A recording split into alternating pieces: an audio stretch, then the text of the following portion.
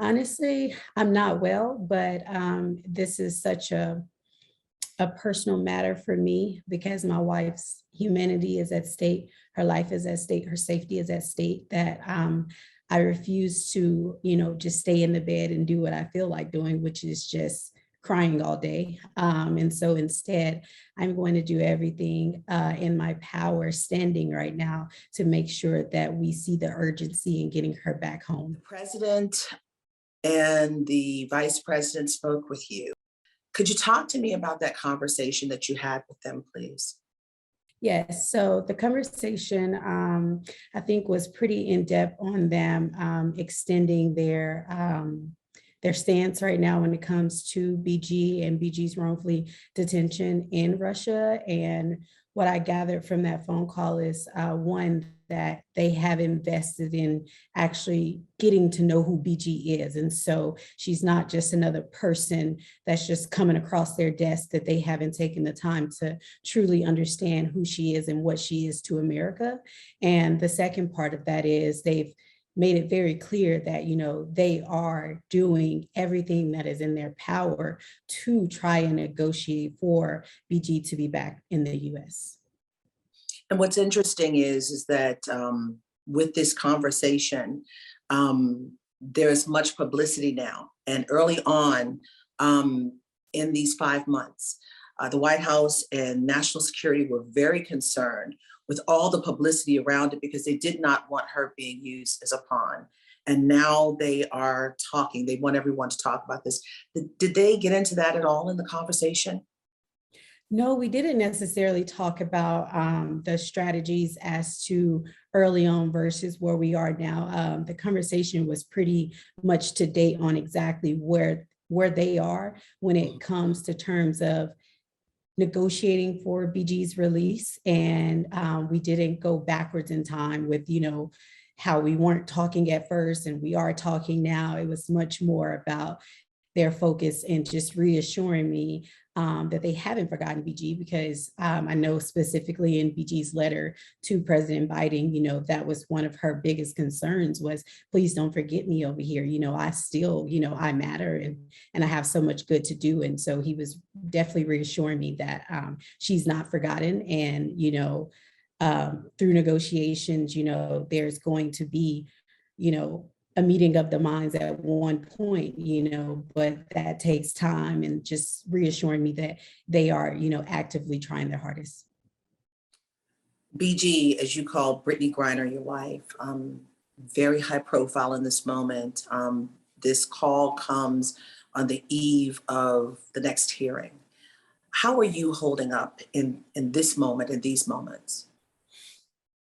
Honestly, I'm not well, but this is such a personal matter for me because my wife's humanity is at stake, her life is at stake, her safety is at stake. That I refuse to, just stay in the bed and do what I feel like doing, which is just crying all day. And so instead, I'm going to do everything in my power, standing right now, to make sure that we see the urgency in getting her back home. The vice president was on the call with you. What did the vice president offer you in this moment of anguish and pain and fear? Honestly, pretty much encouragement.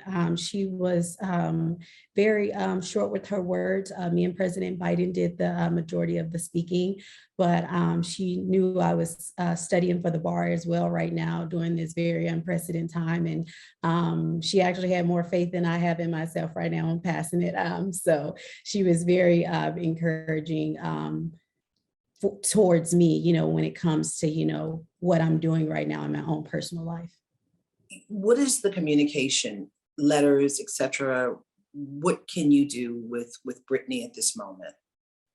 Honestly, at this moment, we're really relying on the foundation that we have in each other prior to this situation, because there's not much you can do when you can't hear, the voice of the person you care about. There's not much you can really do with, letters. that are sporadic and short in nature. And so there's a lot of faith and trust that we both are just, holding on to in this moment, because the communication is it it's it's it's something that's just it's what we got, so we can't complain about it. At the end of the day, it's what we got. It could be nothing at all. So, it is a letter, and it's hard. It's hard to adapt to that. I mean, 140 days, that's 5 months. So it's really hard, to not really have real communication with your person at all. And the letter that she sent to the president was heartfelt, and it wasn't just about her, though. She talked about the others that were detained. That's striking when you are in the midst of not knowing what's next, moment to moment, day to day. Honestly, I've known my wife for, at this point, 12 years, and I'm not surprised at all. That's just who BG is.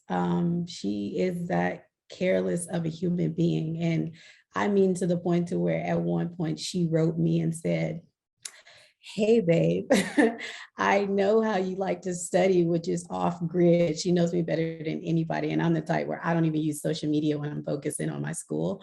And she said, "I know you like to go off grid, and I know you care about me, but honestly, just if you need to turn your phone off and don't talk to anybody and don't do any interviews, like that's fine. Like, just I really don't want to be the reason why, you're held back in, your career, because people need you to represent them. And I believe in you, and just turn it off. It's fine. Like, you don't have to do anything. You could just tell everybody you're unavailable." And I was like, "Babe, I appreciate the courtesy, but never." But that's just who she is. She's very selfless in nature. Well, we understand that the president extended an offer for you to come to the White House. Have you made a date? He did extend the offer, and right now I have not made a date as to when I will come, but I know that I will come. And I'm in that position where I have to coordinate it with, BG's father, BG's mom. So I'm not the only Griner out here that is in Stroud, and that would benefit from, a meeting with the person who has the power to get BG back home. And so we have to coordinate that with the family and with the president's schedule, but we will take him up on that offer and go to the White House to meet him. There's a rally for Brittney Griner, BG, as you call your wife affectionately. For those who are not able to attend, but are strongly supporting your wife and supporting you and the Griner family, in this moment, what would you tell them? I would tell them that this matter is one that is very strategic in every nature of it, and all of the people that have a hand in it. We matter in making sure that they do everything that's necessary. So yes, I had a call with the president and the vice president, but that does not mean the work here is done for us as people. We have to make sure that we are holding everybody accountable to do this urgently. And so the people that can get this done, we need to make sure that they do get this done. And so we cannot be quiet until the day that BG's back home. The world is watching this, and they will be watching the hearing tomorrow. Will you be watching? I will not be watching. Some things are extremely unhealthy for my mental health. And like I said earlier, I plan to be standing the entire time through this to ensure that my wife is back home. And so I will not be watching, just to preserve my own personal mental health. The strength, that's strength in so many ways, so you can continue to fight. Cherelle Griner, I thank you so much. I thank you so much for your strength and for granting us this interview. And if there's anything else you would like to offer in the way of talking about BG or anything else, or bring messages from her parents, you have the floor right now. Honestly, just from the entire Griner family, we truly just want everybody to know that, BG is the type of person that if the roles were reversed, she would use her platform to make a difference. She cares about everybody, and this is the time to now care about her. So continue to lift her up, continue to make noise about her into the day that we see her back. Sherelle Griner, thank you so much. The wife of BG, as Sherelle Griner calls her, Brittany Griner. Thank you so much for your time. And we are praying for you and for Brittany that there will be a positive conclusion, a swift conclusion to this 5-month ordeal. Thank you so much, April. I appreciate it.